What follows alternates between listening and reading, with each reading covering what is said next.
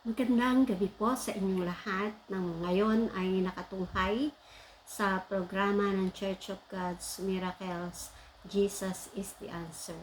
At ngayong gabi, ako po ang inyong makakasama bilang tagapagsalita, Sister Alice Serrano po. At bago po ang lahat ay tayo po muna ay manalangin. Hallelujah! Purihin ka, O Diyos, na napakabuti, dakila at tunay na makapangyarihan sa lahat. Sinasamba ka po namin at patuloy po namin ikaw ay luluwalhatiin habang ipinahahayag ang iyong salita at habang nakikinig ang aking mga kapatid o mga tagapakinig sa kani-kanilang tahanan. Salamat po at sa iyong mapagpalang kamay ay ipinagkakatagubilin ko ang pangangaral ng salita ng Diyos.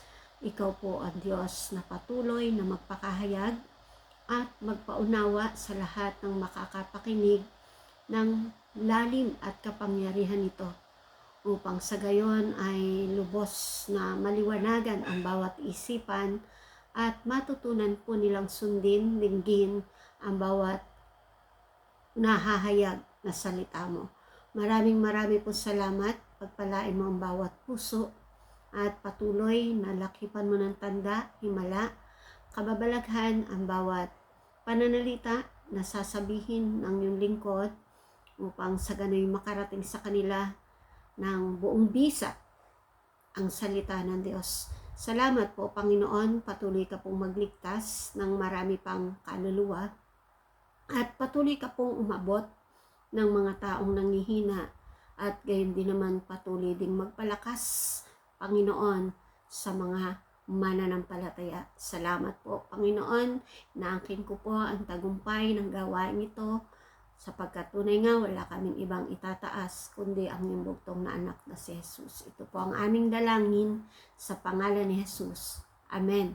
Amen. Purihin po ang Diyos at ngayong gabi atin pong tunghayan ang aklat po ng Mateo. Kabanata po ay 7, talata pong 24 hanggang 27. Ito po ang sabi. Kaya't ang bawat dumirinig ng aking mga salitang ito at ginaganap ay matutulad sa isang taong matalino na itinayo ang kanyang bahay sa ibabaw ng bato. At lumagpak ang ulan, bumaha at umihip ang mga hangin at hinampas ang bahay na iyon at hindi nabagsak sapagkat natatayo sa ibabaw ng bato. Ang bawat dumirinig ng aking mga salitang ito at hindi ginaganap ay matutulad sa isang taong mangmang na itinayo ang kanyang bahay sa buhanginan at lumagpak ang ulan at bumaha at umihip ang mga hangin, hinampas ang bahay na iyon at nabagsak at kakilakilabot ang kanyang pagkabagsak. Purihin po ang Diyos, lagi pong pinagpapala niya ang kanyang mga salita. Muli ay isang napakagandang gabi at napakaaliwalas na panahon para sa ating lahat. At ngayong gabi ay bubulayin po natin ang mga talata na akin pong binasa. Ang mga talata ay kung ating papansinin ay pagkukumpara o paghahambing ng dalawang kapasidad, dalawang kinasangkapang gamit, dalawang resulta, pero iisang sitwasyon. Ito po ay kahalintulad ng pagtugon sa ng mga tao sa salita ng Diyos. Doon po ito talaga tunay na ikinukumpara. Kung kaya't sa ating mga sarili, maniniwala po ako at kung mataimtim po nating pakikinggan ang mensaheng ito, ay mauuri natin ang ating mga gawa at gayon din anong uring tao po tayo. Ayan. So, dalawa pong kapasidad ng tao ang tinalakay. Una ay ang sabi po ay ang mangmang at ang matalino. kinumpara po ang dalawang ito na masasabi natin na talagang opposite po sila. At nawa po ay matiyak natin na hindi po tayo dun sa pangkat ng mangmang, kundi doon po tayo sa matalino. Unahin po muna natin ang matalino. Sabi doon, ang matalino ay ang taong dumirinig ng salita ng Diyos at ginaganap ang salita. Yun po ang unang katangian ng taong matalino. Yung kapag nalaman ang katotohanan ay nag-a-apply. Sabi po sa Santiago 1:22, datapwat maging tagatupad kayo ng salita at huwag tagapakinig lamang na inyong dinadaya ang inyong sarili. So makita po natin na tayong lahat ngayon sa oras na ito, ikaw na nakikinig ng salita ng Diyos, matapos mo po siyang mapakinggan, ano po yung sumusunod nating mga hakbang? Ang sabi po ay huwag lamang tayong masayang nakikinig. Huwag lamang na napagpapala tayo habang nakikinig, sapagkat kung magkagayon na hanggang tagapakinig lang tayo, ang sabi po ron ay dinadaya natin ang ating mga sarili. Makikilala natin ang bawat isa kung saan tayo pumapasok na kategorya, sa mangmang ba o sa matalino. Ang matalino po, ang sabi po ay tagatupad ng salita ng Diyos. Ang bawat dumirinig ng aking mga salita at ito ay ginaganap, siya po ang matalino. So makita po natin na may mga hakbang na gagawin ang mga matatalino. Samantalang sa mangmang, ang sabi po ay ito. Sabi doon, dumirinig ng aking mga salita at hindi ginaganap. So kapag hindi po natin ginaganap bawat salita na ating natututunan, tuwing tayo ay nakakapakinig ng mga pangangaral, ang sabi po ay doon tayo sa kategorya ng mangmang. Kaya nga po napakahalaga, mga kapatid, na sa ating pamumuhay ay makikita ang mga salitang natututunan natin. Kahit po anong sabi doon, kahit mayroon na tayo, subalit hindi naman natin to ginagamit. Halimbawa po, may bagay ka, no? Let's say meron kang grinder, tapos hindi mo naman ginagamit yung grinder mo para durugin yung mga karne. Bagkus ay nagtsatsaga ka na na magtadtad, no? So ibig sabihin may paggamit, no? Lahat ng mga gamit o mga natututunan ginagamit natin o isinasapumuhay. Naalala ko lang po yung isang kwento ng mag-ina. Byuda po yung nanay. Ang anak po ay niloob ng Diyos na ito ay makapunta ng abroad. Ngayon dun po sa kanyang pagpunta ng abroad, tuwing susulat po siya sa kanyang ina, sila po ay mahirap lang, ay nasisingitan po niya ng dollar yung bawat kanyang padala. So, tuwi-tuwi na, ganun po lagi, no?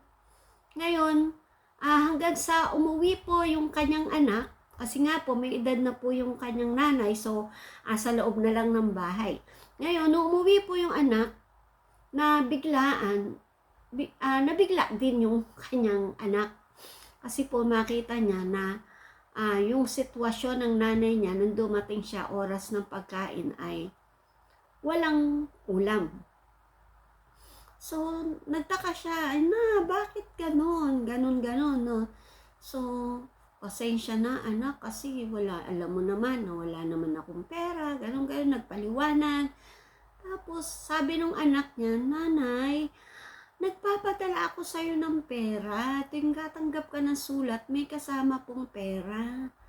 Bakit po hindi mo ginamit para ito ay ibili ng iyong pangangailangan? Sabi, ay, yung padala mo ba? Sabi, ay halika, punta ka sa kwarto ko. Alam mo po, pagpasok ng anak sa kwarto, yung pong dollar ay nakakabit dun sa wall na dikit-dikit yung kanyang kwarto na may, yung wall na may dollar. So, ano po yung nais kong makita po natin dito, no? Palibasa, hindi po oriented ang nanay niya na yung dollar ay pera na pambili, ay hindi po niya nagugol ng tama o para sa kanyang pangailangan. So, parang nonsense yung pagpapadala nung anak niya ng pera sa kanya o ng dollar sa kanya, na i-display lang ang kanyang dollar. Minsan ganun po ang taong mangmang. Yung taong hindi nakikinig nga, subalit hindi naman isinasapamuhay, ay katulad rin ito ng nanay na tumanggap ng dollar, dinisplay lang at hindi niya ginugol para sa kanyang pangangailangan. Tayo po ay natitiyak ko, wala naman po sino man sa atin dito na gugustuhin na ang sarili niya ay malagay o nasa pangkat ng mangmang, di po ba? So, kung tayo po ay ayaw dun sa kategorya ng mangmang, ang sabi po dun, ang matalino ay nakikinig ng salita ng Diyos at tumutupad nito. Isinasapamuhay ang bawat napapakinggan. Tuwing naka-tune in ka dito, kapatid, dapat lahat ay iyong isinasapamuhay. Bawat karunungan o natututunan ay i-apply natin sa ating mga buhay. Sabi sa Lucas 11:28, datapwat sinabi niya, oo, bagkos na lalong mapapalad ang nakikinig ng salita ng Diyos at ito'y ginaganap. Sinabi po yun ni Jesus kasi akala po nung babaeng nagsisisigaw, mapalad daw yung nanay niya na nagpasuso kay Jesus dahil si Jesus ay nakagagawa ng himala. No, sabi niya, mapalad ang nanay mo na nagpasuso sa iyo. Ang sabi naman ni Jesus, higit at lalong mapalad ang nakikinig ng salita ng Diyos at ito'y ginaganap. Kaya nga po mga kapatid, dapat sa araw-araw na nakikinig po tayo, may natututunan. Lahat naman po ng aral ay mayroon namang hatid na karunungan, may hatid na remedyo o solusyon para mabago ang buhay. I-apply po natin ang bawat ating natututunan. Huwag po tayo na matulad doon sa mangmang na kung saan ay pinili pang magtayo ng bahay sa buhanginan. Naunawaan po ba? Kasi may dalawa din pong uri na ginamit ng pagtatayuan. No? Yung bahay po ay parehong nagtayo, ang isa ay nagtayo sa bato, ang isa ay nagtayo sa buhanginan. So makita po natin magkaiba po yung ginamit na pagtatayuan ng bahay. Pero kung babasahin natin yung kwento, alam nyo po, alin po ang lumabas na matibay? Di po ba yung nakatayo sa bato kesa sa buhanginan? Sa katotohanan lang po, ang pagtatayo po ng tahanan, di po ba inilalagay o itinatatag sa bato? Noong unang panahon pa, huhukay ng malalim hanggat hindi nasusumpungan yung bato na solido sa ilalim ng lupa, hindi itatayo ang haligi. Ganun po. Ngayon po medyo practical na, nilalagyan na lang, huhukay ng malalim, lalagyan na lang ng semento o ng para maging solidong bato at saka itatayo yung haligi. Ganun na po ngayon. Pero ang katotohanan ng pagtatayo dapat ay nakatungtong sa bato ang bahay. At wala po tayong mahirap pong makasumpong ng bato pag nandoon sa buhanginan. Usually hanggang lumalim yon, buhanginan po yon. So, nais po natin na maging matatag, di po ba, ang bawat tahanan. So, ano pong pipiliin natin? Diba, yung tahanang nakatayo sa bato. Kapag doon sa tahanang na yon ay nakatayo sa bato, ang sabi po doon, maging ang nananahan doon ay maliligtas. Maliligtas. Dahil may matibay na pundasyon. Subalit ang nasa buhanginan ay madaling igugupo. Naunawaan po? Yun. So, bagamat marami ngayon na ang gusto ay mayroon silang tahanan sa tabing dagat para nga naman malapit lang yung kanilang paglalangoyan, pero hindi po natin matitiyak ang tibay ng tahanan na yon sapagkat malapit siya sa buhanginan. Naunawaan po? So, ang tahanan na tumatagal dapat ay nasa matibay na pundasyon. At ganun din po ang pakikinig ng salita ng Diyos. Kailangan nasa matibay na pundasyon yung ating pong salita ng Diyos na ating naririnig o nakakamit. Ngayon, sino po ba yung bato? O basahin muna po natin yung aklat ng mga awit, 127 talatang 1. Malibang itayo ng Panginoon ang bahay, walang kabuluhang nagsisigawa ang nagtatayo. Malibang ingatan ng Panginoon ang bayan, walang kabuluhang gumigising ang bantay. So doon po tayo sa unang pangungusap. Sabi doon, malibang itayo ng Panginoon ang bahay, walang kabuluhang magsisigawa ang nagtatayo. So, kanino po? Sino po ang mahusay na tagapagtayo ng tahanan? Ang Panginoon po. Ang sabi po rito. Sabi doon, hindi magiging matibay ang tahanan kapag hindi ang Diyos ang nagtayo. At sa pagtatayo po ng bawat tahanan, ang matalinong tao pipiliin ay ang batong matatag. At alam niyo po ba kung sino po ang bato na matatag? Ang sabi po rito, basahin ko lang po. Sa unang mga taga-Korinto 10:4, at lahat ay nagsiinom ng isang inuming ding yaon, ayon sa Espiritu, sapagkat nagsiinom sa batong ayon sa Espiritu na sumunod sa kanila, at ang batong yaon ay si Kristo. So makita natin, alam niyo po, kasi nung pong panahon ni Moises, nung ilabas po niya ang Israelita at sila ay naglakbay sa disyerto, nangailangan po sila ng tubig.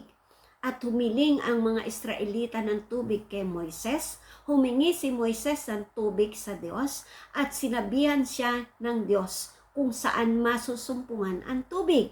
Yun po ay nasa Exodo 17:5 at 6. At sinabi ng Panginoon kay Moises, dumaan ka sa harap ng bayan at ipagsama mo ang mga matanda sa Israel. At ang iyong tungkod na iyong ipinalo sa ilog ay tangnan mo sa iyong kamay at yumaon ka. Narito ako'y tatayo sa harap mo roon sa ibabaw ng bato sa Horeb, at iyong papaluin ng bato at lalabasan ng tubig upang ang bayan ay makainom. At gayon ginawa ni Moises sa paningin ng mga matanda sa Israel. So, tinuro po ng Diyos kung saan sila makakasumpong ng iinumin, at ang itinuro po ay ang bato na nasa Horeb. Yung pong bato na yon na ininom, na sinasabi doon sa aking binasa kanina na uminom sila sa isang espiritu, at ngayon nga ay iinom din tayo sa Espiritu ng Diyos, alam niyo po, ang tinukoy na batong yaon ay si Kristo. At ang pinakitang bato noong lumang tipan ay ang kinakatawan po nun ay ang Panginoong Jesus. So dito po sa ating pinag-aaralan, si Jesus ang matibay na bato. Siya yung matatag na bato. At doon matatatag ang mga maayos na tahanan o mahusay na pagkatao kung kay Jesus nakatindig.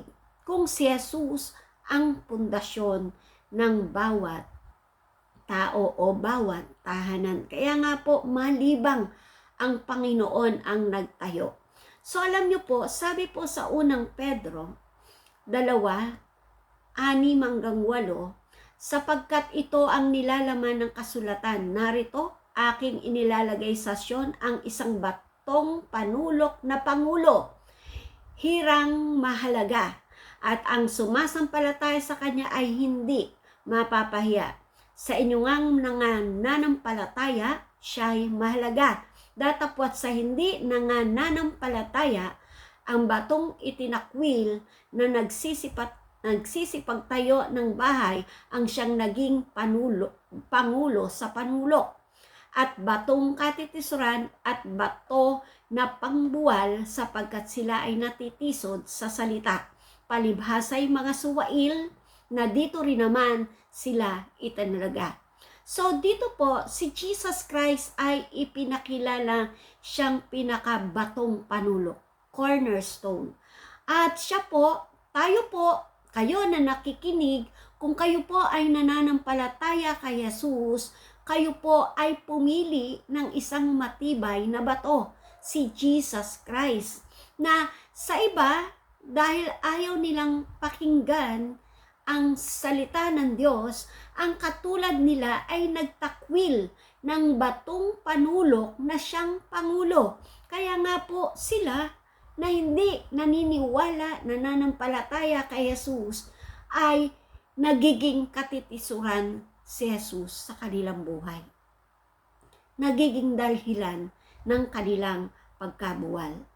Dahil ayaw po nilang panaligan at paniwalaan ang mga salita na nagmumula sa turo ni Jesus. Nanawaan po natin. So yun po na kailangan nakatatag ang bawat tahanan sa bato. Dapat na itayo doon. Dahil kapag nakatayo sa bato at hindi sa buhanginan, alam niyo po ba na may dumaang pagsubok sa dalawang tahanan na yon? Parehong dumaan ng ulan, parehong nahampas ng hangin, at pareho po sila na sabihin nating binaha ang kanilang tahanan. Pero ang makita po natin doon sa kwento, ang sabi po ron, yung matalino na nagtanim sa ibabaw ng bato o nagtayo sa ibabaw ng bato, ang sabi po doon, hindi bumagsak ang kanyang bahay. Ngunit ang taong nagtayo ng kanyang tahanan sa buhanginan, ang sabi po ay bumagsak. Bumagsak. At ang sabi po doon, nakakakilakilabot ang kanyang pagkabagsak. Alam niyo po, kung diringgin po natin etong parabola o talinghaga na to na ibinigay ng Panginoon na paghahalin tulad sa taong matalinong nakikinig ng salita ng Diyos at tumatayo sa ibabaw ng bato, wala iba kundi si Jesus, kesa naman doon sa mangmang na hindi nakinig nga, hindi naman isinakatuparan, alam niyo po, babagsak at kakilakilabot ang kanyang pagbagsak. Malungkot man na pakinggan ang bahaging ito, pero ini-encourage ko po kayo, no? Kasi hindi pa naman po huli ang lahat. marami pa po tayong pagkakataon. Habang hindi pa dumadating ang pagbabalik ng Panginoong Hesus upang kunin ang kanyang mga anak, kapatid, mga tagapakinig, may tsansa pa. May tsansa pa. Sa ating pakikinig ngayong gabi ng salita ng Diyos, pagsikapan natin na tayo ay mapabilang sa matalinong tao. Ang matalinong tao, kapag napakinggan ang salita, pinapamuhay. Ang mangmang na tao, kapag napakinggan ang salita, tapos na. Wala nang susunod na hakbang. Diretso ang dati niyang buhay. Ang matalinong tao, dumating man ang unos o ang mga pagsubok, hindi siya basta matutumba o babagsak. Pwedeng madupilas, pero hindi lubusang nalulugmok. Tatayo at tatayo ang matalinong tao sapagkat naninindigan kay Jesus na siyang laging saklolo, na siyang laging handang tumulong. Subalit ang mangmang, kapag dumating ang pagsubok, dumating ang unos ng buhay, ang bilis pong bumigay. Ang bilis niyang, tawag doon, ang bilis niyang bumagsak. At ang matindi po nito, baka sa kanyang pagbagsak, hindi makabangon.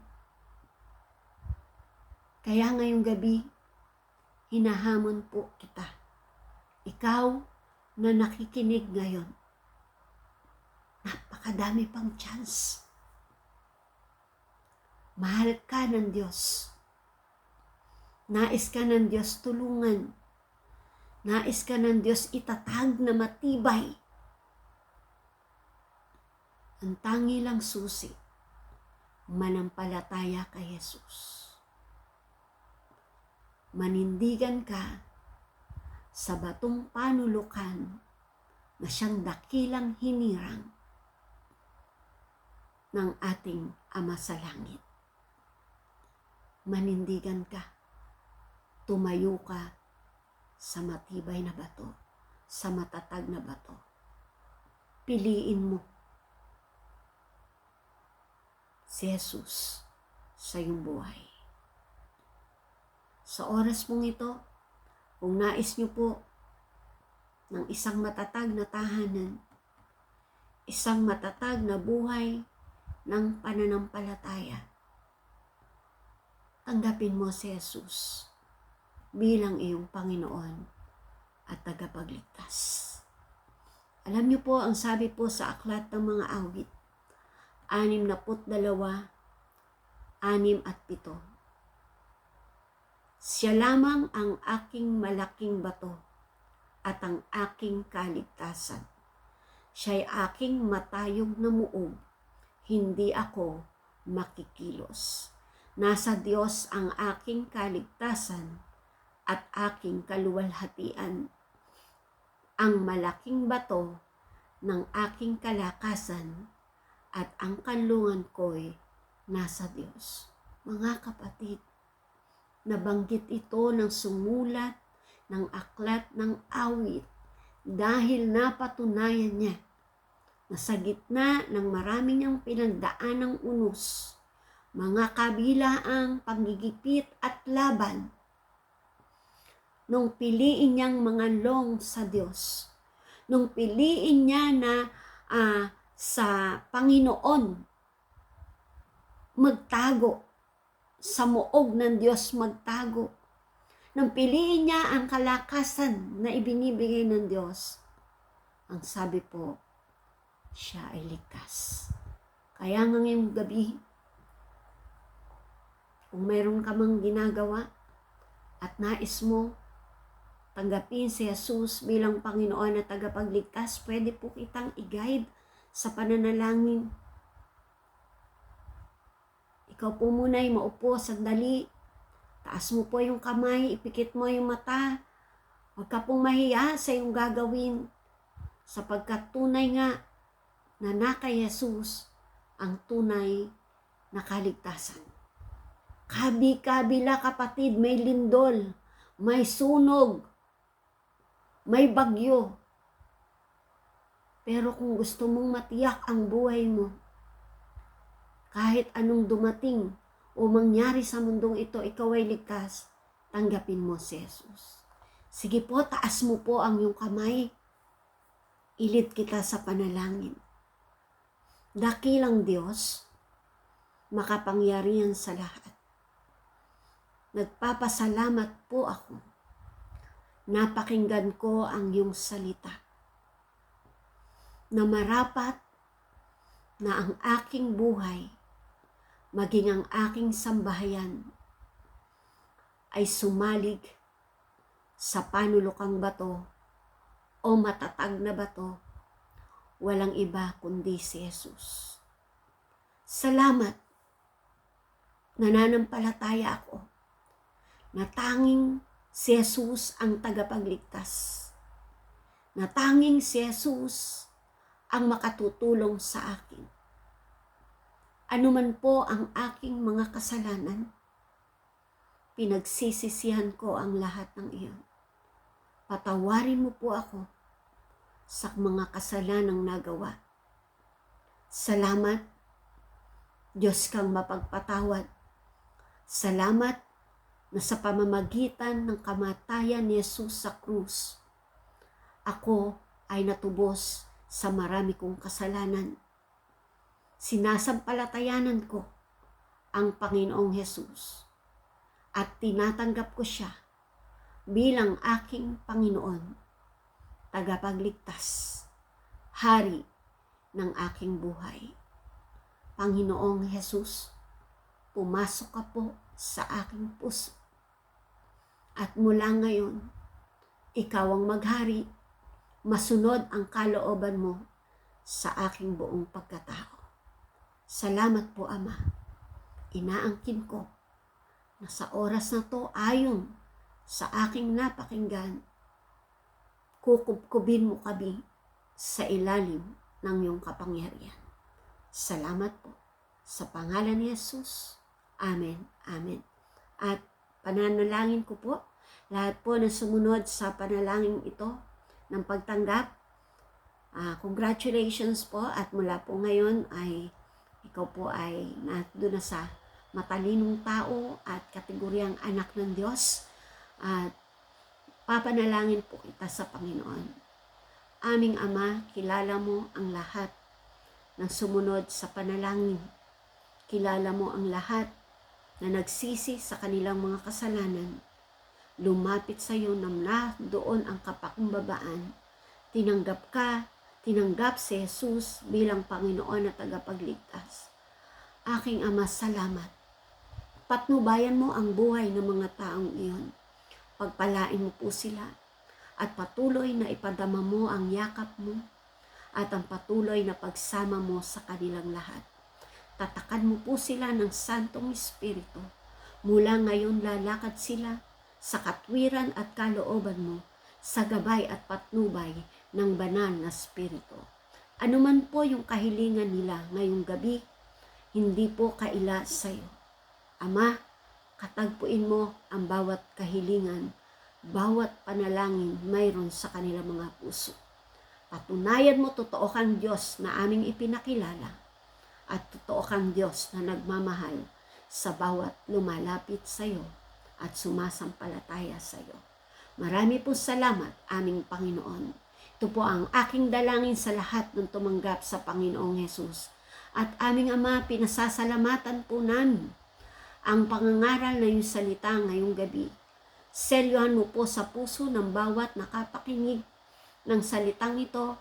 Dalangin ko, Panginoon, na patuloy nilang mapakinggan ay mailagay nila ang kanilang sarili bilang mga matatalinong tao na tunay ngang habang nakakapakinig ng salita ng Diyos ay namumuhay dito at patuloy na bawat natututunan ay inlalagay sa kaibuturan ng puso at laging makikita sa kanilang mga buhay. Maraming po salamat, Lord. Salamat, lagi mo silang itatayong matatag anuman nangyayari. Lord, ang daming mga banta, madaming mga propesiya sa aming bansa, pero kami ay patuloy na nananampalataya, ikaw ang Diyos na hindi nagpapabaya. Kupkupin mo, Panginoon, ang bawat mga taong sa iyo ay nagtitiwala. Kahabagan mo, Panginoon, ang aming bansa. We are standing on the gap. Lord, salamat na kahahabagan mong patuloy ang bansa namin. Ililigtas mo, Panginoon, sa mga panganib, mga kapahamakan, mga kalamidad na hindi maganda. Lord, salamat na ang pagkupkup mo ay aming mararanasan. Salamat, Lord, salamat. Walang pwedeng magsanggalang sa amin kundi ikaw. Ikaw ang aming muog, ang aming tahanan. Kupkubin mo ang bansang Pilipinas. Kupkubin ang iyong kapangyarihan, maging ang mga mamamayan dito. Patawarin mo ang mga nasa pamunuan na kasalukuyan na naging tagapanguna ng bansa, Panginoon, sa lahat ng mga pagkukulang. Patawarin mo po ang bawat isa sa kanila.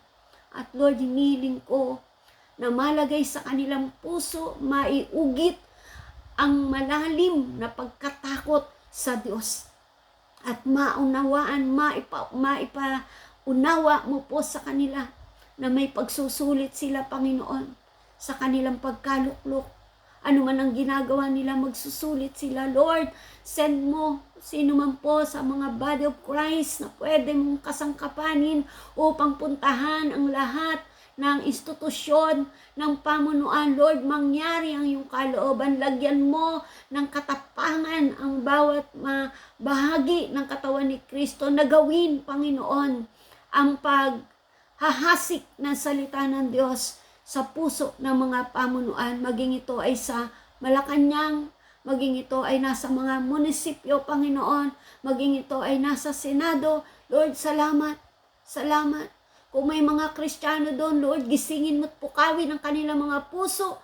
Magpakita po sila ng katotohanan, makita sa buhay nila ang katotohanan na yung salita at ang katapatan sa paggawa ng mga natututunan sa iyo. Marami po salamat, Panginoon. Marami po salamat. Ikaw ang Diyos na aming pinananaligan at hindi mo pababayaan ang aming bansa, ang aming mga kapwa Pilipino, ang lahat ng Kristiyano, ang pamunuan ng bansa. Salamat po, Panginoon, inaangkin ko ang pagsasanggalang mo sa amin sa lahat ng uri ng panganib sa mundong ito. Salamat, inaangkin ko, Lord, ang pagtugon mo din sa bawat dalangin ng mga taong may kahilingan ngayong gabi. Abutin mo po sila ng mapagpala mong kamay, katagpuin ang bawat pangangailangan. Marami po salamat, Panginoon. Naangkin po namin na ikaw ang Diyos na tutugon sa aming dalangin sapagkat ikaw ang nagturan. Manalangin po kami sa iyo, tumawag kami sa iyo at ikaw ang tutugon. Kaya salamat po sa pagtugon sa bawat dalangin. Ito po ang aming panalangin sa pangalan ni Jesus. Amen. Amen. Magandang gabi po sa inyong lahat. Salamat po sa inyong pakikinig. Lagi po ninyong subaybayan ang ating tuwing gabi na idinaraos na gawain o programa dito po through live streaming. Jesus is the answer. Alam ko po lahat po kayo mapagpapala at mapapalakas ng bawat salita ng Diyos na dadalhin ng kanyang mga lingkod. Sa inyo po, kami ay lubos na nagpapasalamat. Shalom everyone. I love you po.